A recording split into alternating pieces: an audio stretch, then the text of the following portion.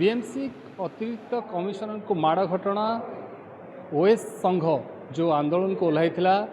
सामूहिक भाव कार्य बंद कर छुट्टी जाइथिला ताहा आज तृतीय दिन में पहुँची। जब देखा राज्य तमाम जिला मानकरे ओएस माने छुट्टी जाइथिबा बेले भद्रक जिला मध्य से सामिल होइतिला एवं भद्रक रे कार्यरत ओएस ऑफिसर कहतु बा ओआरएस ऑफिसर ये समस्ते कार्य बंद करी छुट्टी जाइथिले। किंतु गतकाली जब देखा ओआरएस संघ ये आंदोलन गोटे प्रकार किसी जरूरी कार्यपाई योगदान करिवो बोली कही ये आंदोलन ओहरी थिबा बेले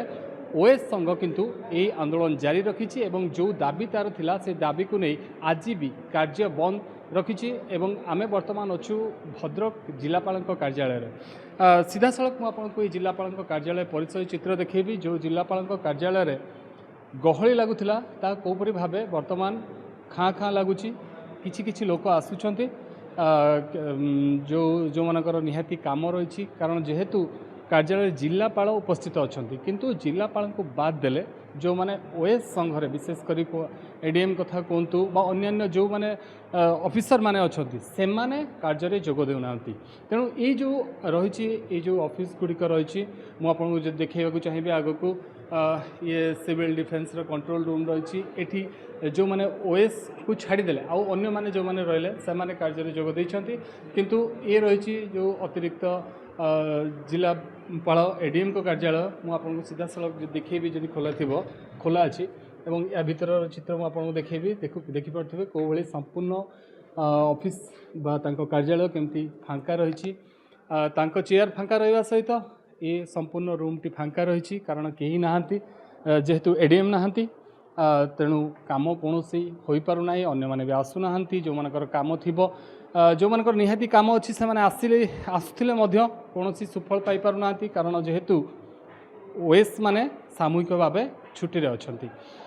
तेणु जदि देखा भद्रक कार्यालय वर्तमान खाँ खाँ रही यार उपरे अनेक रही कार्यालय रही जोटि कि कारण विशेषतः जिलार जदि अधिकांश कार्य को आम देखा तो ताकू ओएस ऑफिसर माने संपादन करथांती जहाँ को नहीं जेहेतु ओएस ऑफिसर माने सामूहिक भाव कार्य बंद करिसेंती कारण जदि दाबी को देखा जे सेमानकर दाबी रही जी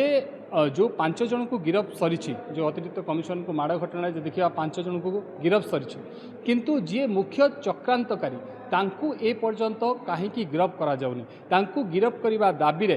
प्रथमे 24 घंटा अल्टीमेटम देइथिला ओएस संघ एवं परवर्ती समय जो गिरफ करा न गला गतकाली बैठक में पुणी थे ओएस संघ निष्पत्ति नहीं जे जेते पर्यंत मुख्य चक्रांतकारी को गिरफ करा जीव नाही से पर्यंत सामूहिक भाव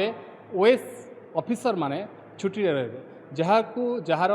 भद्रक जिले में प्रभाव देखा मिली विशेषकर जिलापाल कार्यालय कहतु अन्य कार्यालय कहतु जो ठारे भी ओएस ऑफिसर माने अच्छी से माने सामूहिक छुट्टी जाइछंती कार्य बंद करछंती तेणु देखा जाऊ